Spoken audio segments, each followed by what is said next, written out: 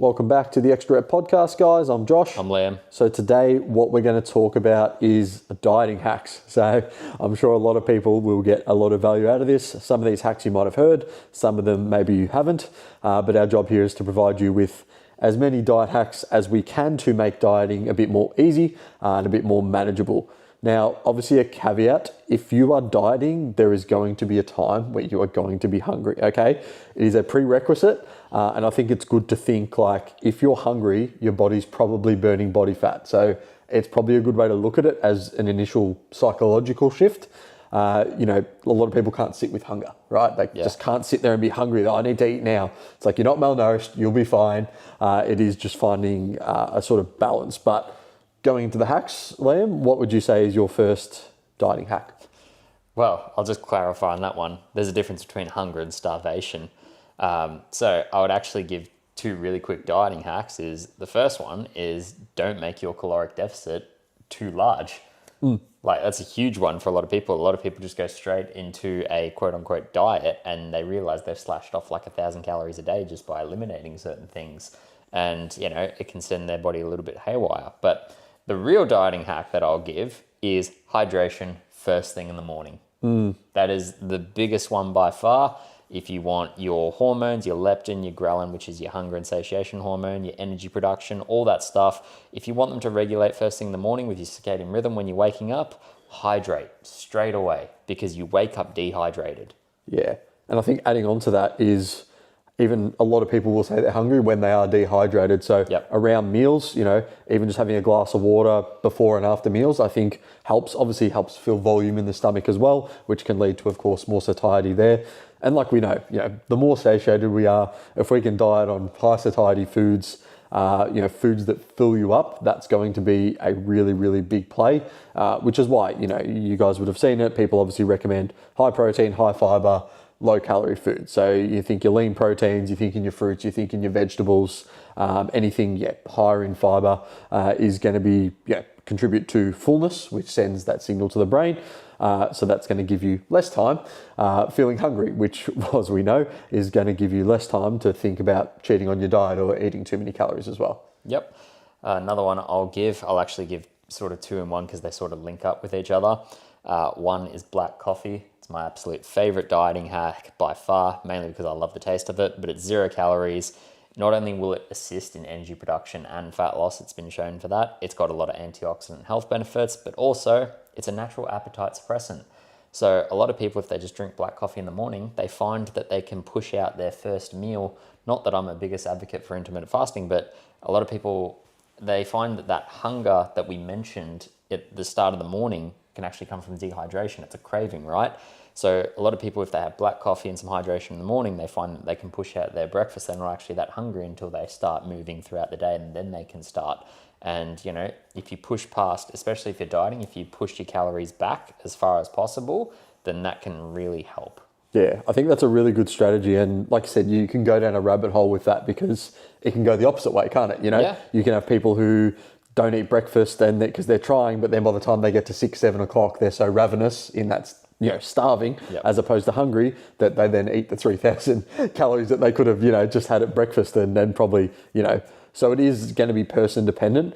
In terms of fasting, I think my opinion probably hasn't changed so much depending on the person, but if you were going to get someone who was, as an example, perfectly healthy human who just wanted to drop body fat, I actually don't have too much of an issue with fasting. Again, if there's hormonal stuff going on, it's a bit of a different story. But it's funny, I was doing a seminar over the weekend and these are big bodybuilder blokes who've done periods of fasting before. And, my initial thought was, of course, won't you lose muscle? And they're like, but if there's no, you got the 3 main pathways, carbs, fats, and protein. And they go, well, if we're not burning any of those, for example, if we're just having protein, then we might get to a point where we burn the amino acids. And that, of course, will then lead potentially to muscle loss. Whereas if we're not burning any fuel at all, then generally speaking, that might come through to body fat. Bit of an oversimplification. Yeah, it's interesting. Yeah, it's very. I probably worded that maybe a little bit wrong, but maybe because I've got a lot of things, and I guess we don't need to debate it on this topic because well, we can do a whole episode on on fasting. I was just like, hang on a sec, but all good. No, but as a general rule, fasting can be great. Obviously, I would implement it, not for a week straight. I would implement it, if you can go periods where you're again putting less calories in your mouth and you're still training and you're still doing all the right things. It's probably just going to be a quicker way that you can lose more body fat. So I think that is a good dieting hack. Diet breaks, again, we go down the opposite end of the spectrum.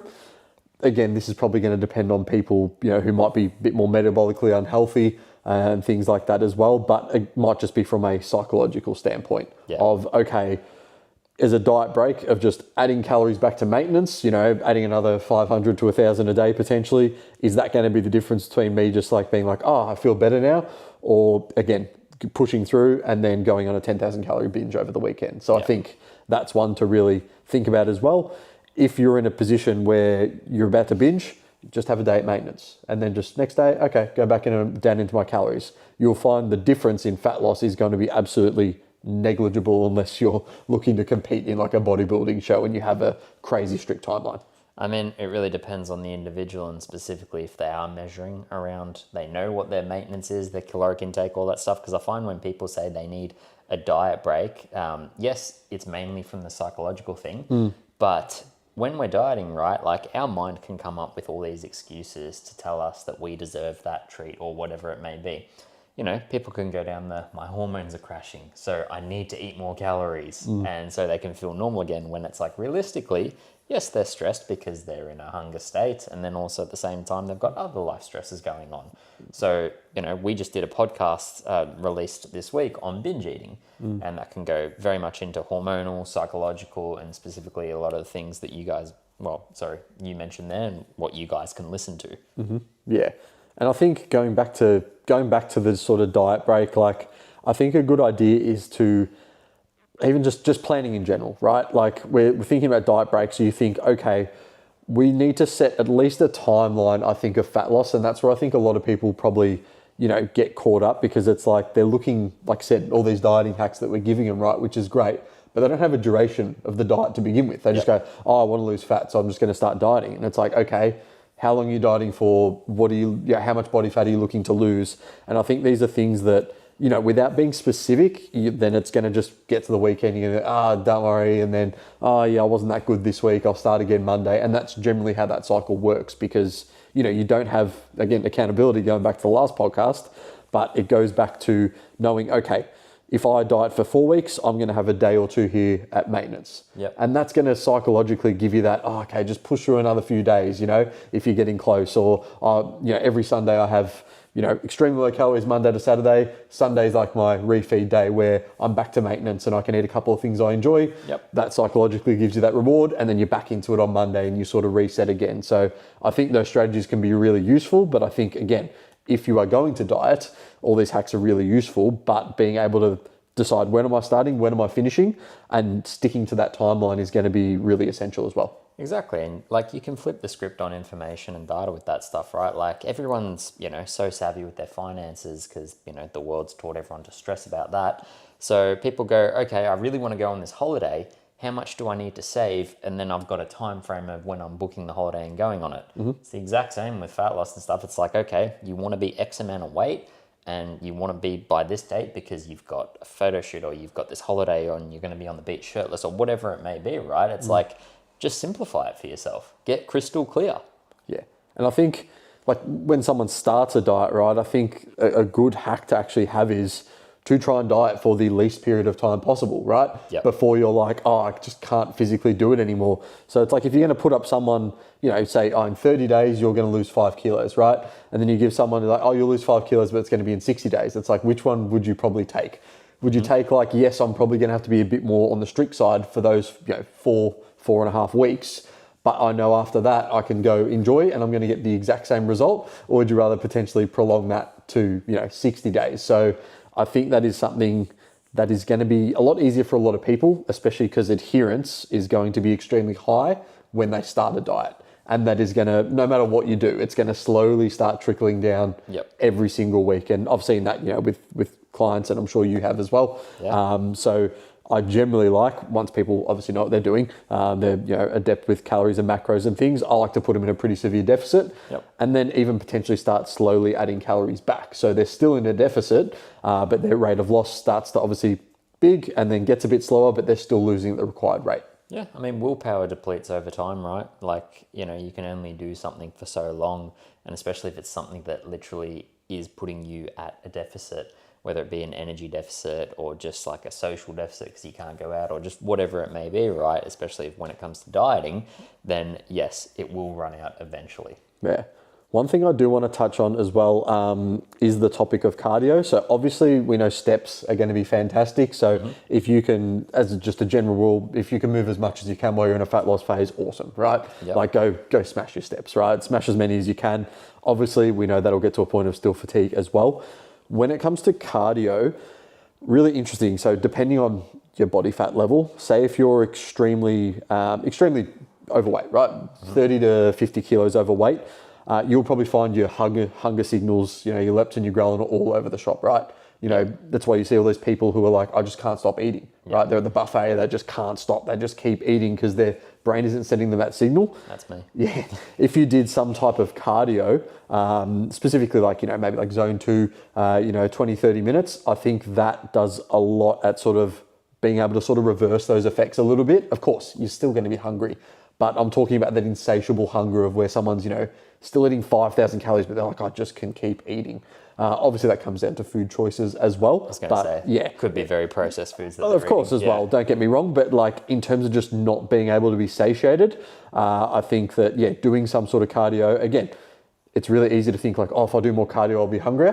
And it's like, yes, to a certain extent, but for most overweight people who are not very insulin sensitive and all that sort of stuff, if you can just add, even just 15, 20 minutes of cardio a day at like a decent heart rate, get the heart rate up, nothing too crazy, 120 to 140 BPM, I think that's a really good place to start. And you'll probably find those cravings really decrease and you'll start feeling more satiated too.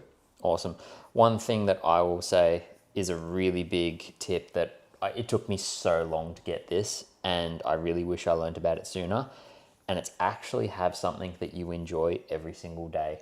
Now, I still eat dessert every single night, whether it be a man of dark chocolate, a gym bot ice cream, all those things. And we have so many options, right?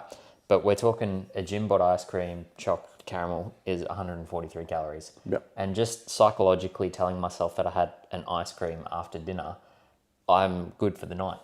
And also because I know I'm having it at the end of the day, it doesn't matter how tough of a day I've had. And even if I've hit like 16 or 20,000 steps because I've been very active, I know psychologically I'm getting that reward at the end of the day, and it helps me adhere to the diet. Whereas like people do cheat meals on the weekend, they find it much harder to last 6 days of like just really grinding through it. And then having that one day where there's a big risk of a free-for-all rather than trickling it out. And I know you do the same. You have like whatever those...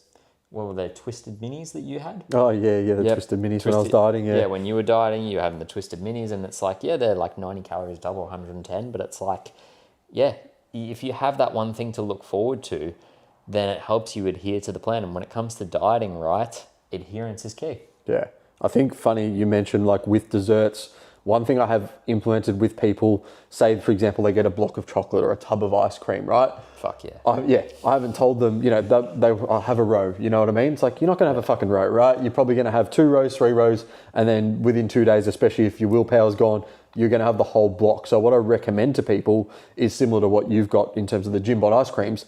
Get the individual ice cream. So it's like, 6 in a packet or whatever it is, in terms of chocolate. It's like, little piece of chocolate, wrapped up. So you still have to go the effort of going, unwrapping it, doing that. The block's not there. And again, if you have a Gym Bot ice cream, which is 140 calories, right? And it's like, oh, I went and had a second one. You know what I mean? It's like, okay, there's 280. It's like if I went for a tub of Ben & Jerry's and I had a quarter of it and then finished the other 3/4 because I couldn't help myself, there's 1,000 calories. So it's all about finding that balance. If you can find, lower calorie alternatives, even if you do slip up a bit more sometimes, you're going to be so much better off with calories overall, and it's going to make much less damage to your overall fat loss efforts as well when dieting. Exactly. And, it may not even be dieting, right? It may be just general performance and eating. Like I've given this example last week on my Instagram story. I'll give it to you for you guys.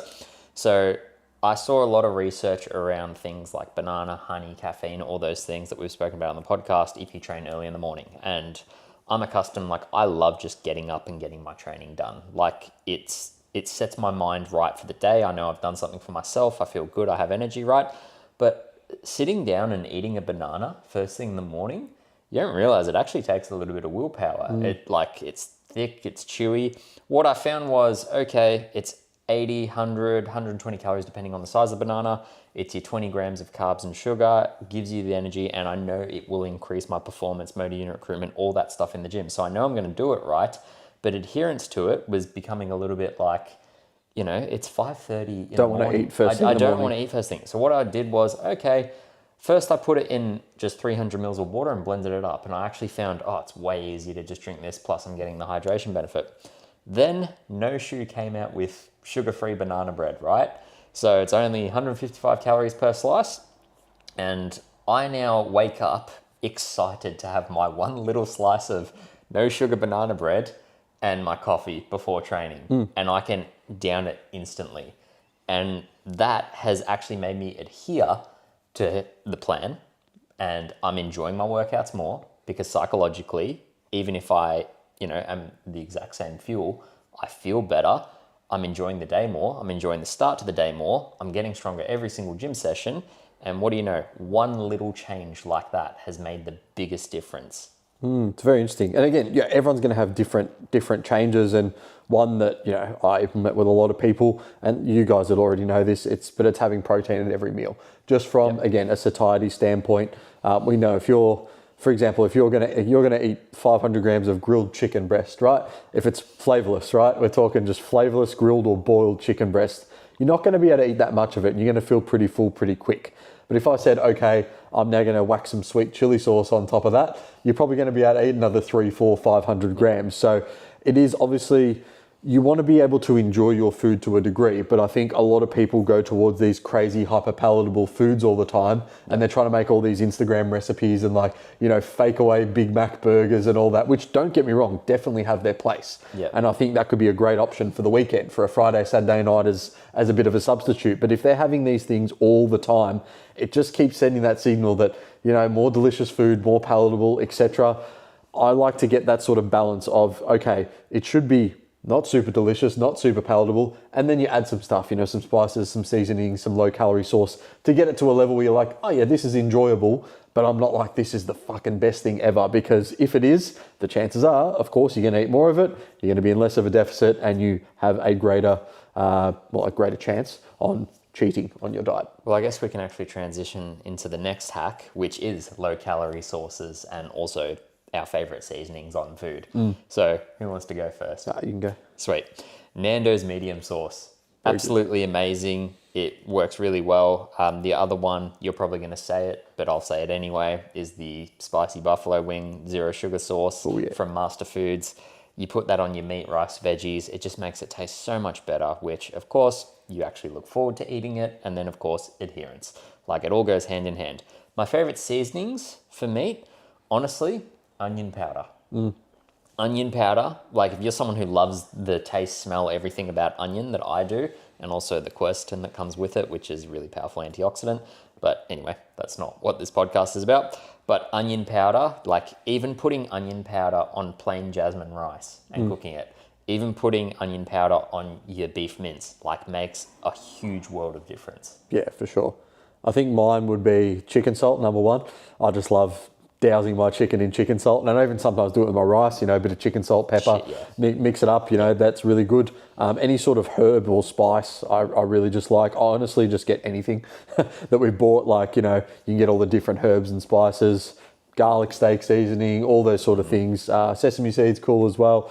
Just anything, and I think that's a good thing is in terms of if you're getting sick of the same meal, just by changing the seasoning, can be a really good way to give your brain enough variety to be like, oh, okay, it's the same meal, I'm not sick of it anymore, but it's got that different taste and maybe slightly different texture depending on maybe how you cook something. So, go back to potatoes. It's like, okay, if you're sick of boiling them, do you want to air fry them? It's like just changing that texture, turning them into chips. Psychologically, that can help as well, even though calories, potentially are exactly the same. But then, of course, you go with satiety the other way around, is there going to be more satiety in potato chips that you've air fried or boiled potato? And it's obviously going to be the boiled potato, but that doesn't mean that it isn't satiating to begin with. But the way you cook foods is one thing that you really need to, I guess, be wary of, because it's very easy to have foods, of course, be more delicious, and then there's less volume of them, and then of course that hunger satiety signal goes off. So definitely boiling or steaming things are probably going to be your way to go when you're dieting. Once you get into like baking's still good. Once you get into air frying, deep frying, all that sort of stuff, then of course calories come with that as well. Definitely. I mean, like, how many people do you know that have done like the old cottage cheese baking high protein desserts and stuff, and it's like, this actually tasted like shit and it wasn't that great, and it didn't satisfy the cravings and everything that I had on this diet. Yeah. But I'd like to transition into, well, this one will be my final one. It is the most controversial one by far, and it shouldn't be, sugar-free soft drinks. So everyone's favorite. Yeah, everyone's favorite. Cancer, aspartame, methanol, all that stuff, right? But if you can find a 0 calorie, 0 sugar, sugar-free soft drink, my personal favorite, it's a very hard one to get, but I actually kind of like that because when I'm having it, it feels like even more of a treat psychologically, and it's Dr. Pepper cherry flavored 0 sugar. Yuck. It's so good. Like, see, and this is the thing when it comes down to genetics, right? Our taste palates are different. Some people give the feedback, it tastes like medicine.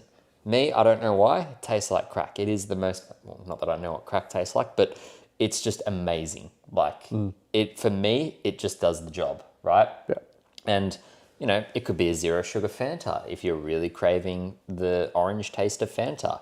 And instead of having a 250 calorie, 40 gram sugar can, you can have a 0 sugar one. And honestly, the carbonation in the water, even the texture that you mentioned before, fill up your stomach, makes you feel full, and it actually gives the psychological effect of like, I'm satiated now. 100%. And like I said, I think that's one of those things where for me it's vanilla Coke, no sugar. So good. So good. But does it have caffeine? Don't know. Good question, actually. Probably should find that out. But normally I don't have mine at night. If I'm going to ever have it, it'll sort of be like lunchtime-ish or maybe like early afternoon, depending on when I have it. But I think it's a bit different with everyone.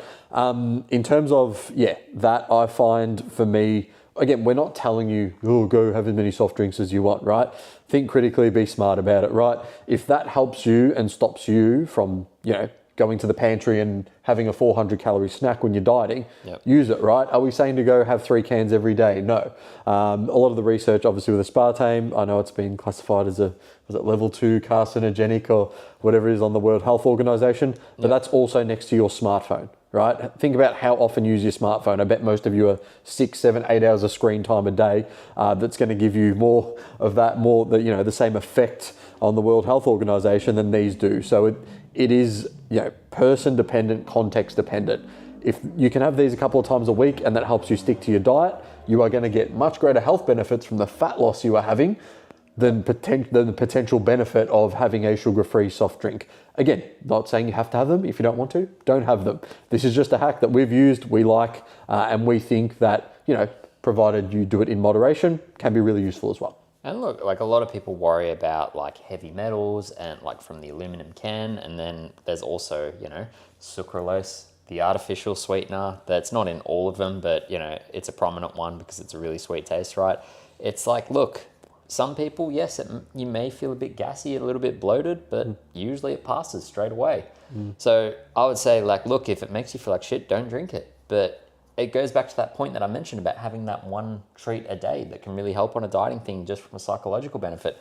If you having that can of Coke Zero after dinner at the end of the night while you're watching your favorite show, you're sitting there sipping on it, helps you just not go to the fridge and binge whatever's there that shouldn't be there in the first place, by the way. But if it helps, then who's to say it's bad? Yeah, it's funny. I go back to that, like Slurpees, the sugar-free 7-Eleven Slurpees. Like, I love them, right? But they just fuck with my guts, like the sugar-free. Like, I'd get through like half and I'm like, nah. And it's got to the point where I love having them, right? But now it's got to the point where I'm like, I just don't feel like it. It just fucks with my guts, makes me feel awful. Sugar-free soft drinks don't, right? Of course, I'm sure there's little things in there that, are stuffing things up. And again, if people have gut issues, it's a whole separate topic to this episode. Moral of the story is, if it's fine, sits with you, awesome, have it. In moderation, of course. If it doesn't sit well with you, try find something else, or just accept that, oh, maybe I shouldn't be having these every single day. There was another one which was that you got me onto, which was the Jarrah hot chocolate sachets. Oh yeah, so that went straight through me. So like there was like a chocolate one, then there was a choc mint one. They're like 40 calories a serve. You just mix it with hot water and it's like you're drinking a hot chocolate and you're like, this is unreal. They came out with a dark choc option and I'm like, that is right up my alley.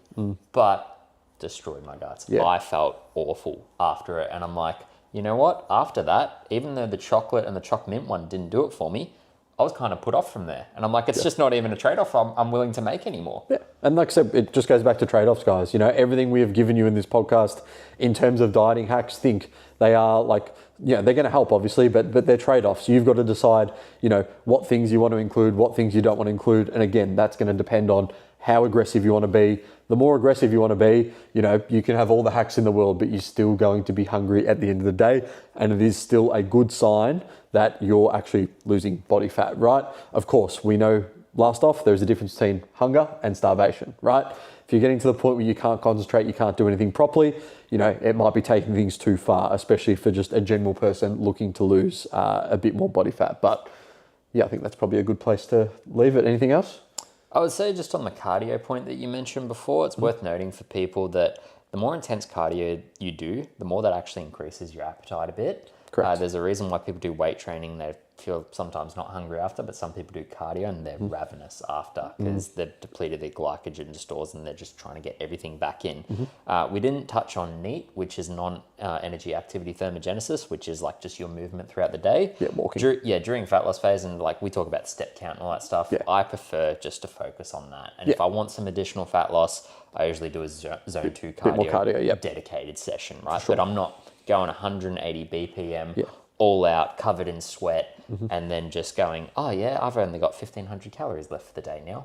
It's like, you've just depleted everything, and then your willpower, like throughout that day, is going to be very mentally tough. Yeah, for sure. Yeah, but that's everything on my end. Yeah, perfect. Awesome, guys. I think that was a really useful episode for you. So make sure, again, you go through, have a look at these things, see what applies to you, see what might not, and use some of these hacks next time you're looking to lose body fat, whether that be now or setting it up in a later phase. And make sure if you are going to, please now phase it. Do some sort of phase, pick a timeline, stick with it. Use these and then you'll be in a much better position to start losing body fat effectively and actually do it with some accountability. Of course, if you're struggling to lose body fat, if you're not sure what's going on, of course, you can reach out to me at Action Fitness Nutrition or Liam at Coach Liam C. Murphy. But until next time, guys, we'll see you in the next podcast. Thanks, guys.